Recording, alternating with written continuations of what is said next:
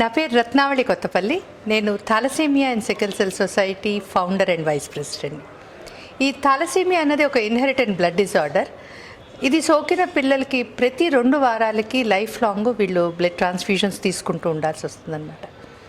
ఈ క్రమంలో ఈ పిల్లలకి ఐరన్ అన్నది ఓవర్లోడ్ అవుతుంది. ఐరన్ ఓవర్లోడ్ అయిన వల్ల వీళ్ళకి మల్టీ ఆర్గాన్స్ వీళ్ళకి డ్యామేజ్ అవుతున్నాయి.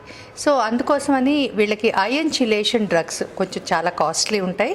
సో ఇలాంటివన్నీ ఈ పిల్లలకి తీసుకోవాల్సి వస్తుంది అన్నమాట. ఈ thalassemia and sickle cell society form అయింది థాలసీమియా మరియు సికిల్ సెల్ ఎనీమియా పేరెంట్స్ తోటి ఈ ఆర్గనైజేషన్ ఫామ్ అయింది. 1998లో ఒక 20 మందితో స్టార్ట్ చేసి ఇప్పుడు దాదాపు 4500 మంది పైగా పిల్లలు ఈ థాలసీమియా అండ్ సికిల్ సెల్ సొసైటీలో రిజిస్టర్ అయి ఉన్నారనమాట. సో దీన్ని మనం వరల్డ్ లార్జెస్ట్ ఆర్గనైజేషన్ కింద కూడా మనం చెప్పుకోవచ్చు. ఈ థాలసీమియా అండ్ సికిల్ సెల్ సొసైటీలో కేర్ అండ్ కంట్రోల్ అన్నది ఈ ముఖ్యమైన నినాదం అన్నమాట. కేర్లో భాగంగా ఈ పిల్లలకి సమగ్రమైన ట్రీట్మెంట్ అంటే ట్రాన్స్ఫ్యూజన్ దగ్గర నుంచి, అంటే రక్తం ఎక్కించడం దగ్గర నుంచి, వాళ్ళకి మందులు ఇవ్వడం దగ్గర నుంచి, డయాగ్నోస్టిక్ సర్వీసెస్ దగ్గర నుంచి, రీసెర్చ్ దగ్గర నుంచి, అలాగే ఈ పిల్లలకి బోన్ మ్యారో ట్రాన్స్ప్లాంటేషన్ వరకు కూడా అన్నీ కూడా మేము ఎండ్ టు ఎండ్ వీళ్ళకి సపోర్ట్ చేయడం జరుగుతుంది. అంటే చెప్పాలంటే ఇది ఒక క్యాష్లెస్ హాస్పిటల్. ఏమీ లాభాపేక్ష లేకుండా మేము ఈ సంస్థని గత 27 ఏళ్ళుగా మేము నడిపిస్తున్నాం అన్నమాట. సో రేపు అంటే 10 అండ్ 11వ తారీఖు మేమందరం మా పిల్లలకి ఇంకా మెరుగైన చికిత్స ఎట్లా తేవాలి, దీని మీద మనం అసలు థాలసీమియా రహిత భారతదేశాన్ని మనం ఎలా చేయాలి అని చెప్పేసి దాదాపు 420 మంది అంటే డిఫరెంట్ సొసైటీస్, ఇండియాలో డిఫరెంట్ సొసైటీస్లో ఉన్న ప్రముఖులు, అలాగే ఒక 20-25 మంది ఫారిన్ డెలిగేట్స్ కూడా వస్తున్నారు. మేము అందుకోసం దీన్ని ఏషియన్ కాన్క్లేవ్ ఫర్ థాలసీమియా అని చెప్పి ఈ 2 రోజులు నిర్వహిస్తున్నాం. మొదటి రోజు నోవోటెల్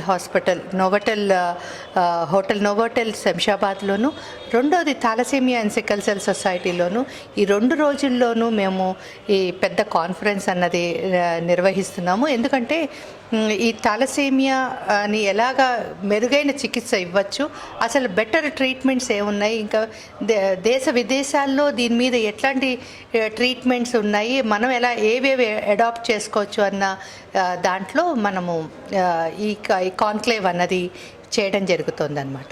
సో యాక్చువల్లీ ఇప్పుడు నేను చెప్పాను కదా, thalassemia and sickle cell society యొక్క ముఖ్య ఉద్దేశం కేర్ అండ్ కంట్రోల్. అంటే ఉన్న పిల్లలని సమగ్రంగా వాళ్ళని కాపాడుకుంటూ అసలు ఇలాంటి పిల్లలే కలగకుండా ఏం చేయాలి అన్న దాంట్లో మేము మహబూబ్ నగర్ డిస్ట్రిక్ట్ని, దాంట్లో ఉన్న 27 PHCs, అలాగే మేడ్చల్ మల్కాజ్గిరిలో 43 PHCs UPHCs, అలాగే ఇక్కడ మన పీట్లబుర్జ్ హాస్పిటల్, కర్ణాటకలో ఉన్న కొన్ని ప్రదేశాల నుంచి మేము దాదాపు ఈ రోజు వరకు 50,000 మంది పైన ఈ ప్రెగ్నెంట్ విమెన్కి ఈ టెస్టింగ్ చేయడం జరిగింది. అంటే 50,000 ఫ్యామిలీస్ని మేము థాలసీమియా నుంచి దూరం చేసామని చెప్పడంలో అతిశయోక్తి లేదు.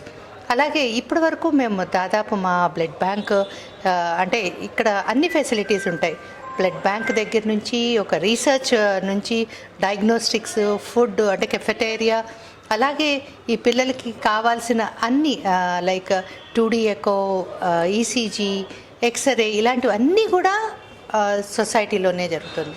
ఇదే కాకుండా ఇక్కడ ముఖ్యంగా మనం గమనించుకోవాల్సింది ఏంటంటే PND అంటే ప్రీనాటల్ డయాగ్నోసిస్, అది కూడా మేము ఇక్కడ మన సొసైటీలోనే చేస్తున్నాం అనమాట.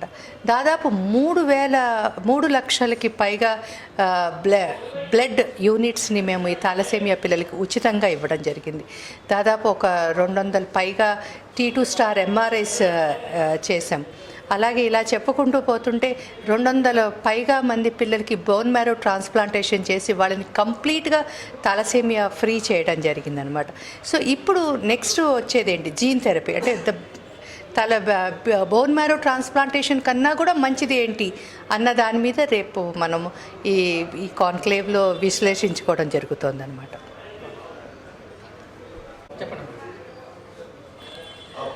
అసలు భారతదేశం నుంచి మనము సమగ్రంగా థాలసీమియా ముక్త్ భారత్ చేయాలి అంటే అన్ని అంటే దేశంలోని దాదాపు 83 to 85 థాలసేమియా సెంటర్స్ని కలుపుకుంటూ మేము ఈరోజు భారతీయ ఫెడరేషన్ ఫర్ థాలసేమియా సొసైటీస్ అంటే అన్ని సొసైటీస్ని కలుపుకుంటూ ఒక సొసైటీని మేము ఏర్పాటు చేయడం జరిగింది.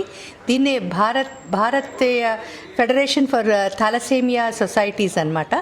దీంట్లో మేము చేయాల్సింది ఏంటి అంటే ఆల్రెడీ TSCSలో మేము మా పిల్లలకి ఎలాంటి మెరుగైన చికిత్స అందిస్తున్నామో అది అన్ని సొసైటీస్కి అందివ్వాలి, వాళ్ళకు కూడా దీని మీద సమగ్రంగా నేర్పించాలి. అందరం కలిసి ఒక వాయిస్ అయ్యి థాలసేమియా ముక్త్ భారత్ చేయాలి అన్న దాంతో ఈరోజు మేము ఈ భారతీయ ఫెడరేషన్ ఫర్ థాలసేమియా సొసైటీస్ అన్నది మేము లాంచ్ చేయడం జరిగింది.